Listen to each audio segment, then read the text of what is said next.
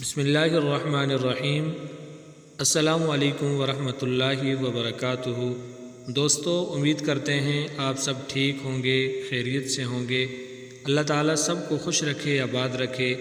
ہمارے اس چینل کو ضرور سبسکرائب کریں اور ویڈیو کو لائک کریں اور شیئر کریں تاکہ آپ کے خوابوں کی تعبیر آپ تک بروقت پہنچ سکے۔ تو چلیے آج اس خواب کی تعبیر بتلاتے ہیں کہ حضرت ابوبکر صدیق رضی اللہ تعالی عنہ کو کوئی خواب میں دیکھے۔ اگر امیر المؤمنین حضرت ابوبکر صدیق رضی اللہ تعالی عنہ کو کوئی شخص خواب میں دیکھتا ہے تو یہ خوشی کی اور کرامت کی دلیل ہے کہ وہ شخص بزرگ ہے اور خوش ہوگا۔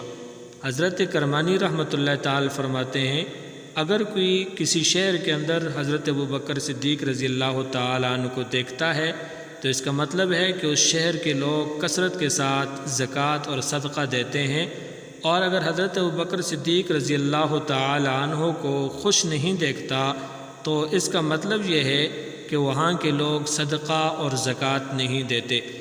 اور حضرت ابوبکر صدیق رضی اللہ تعالی عنہ مسلمانوں کے خلیفہ اول ہیں۔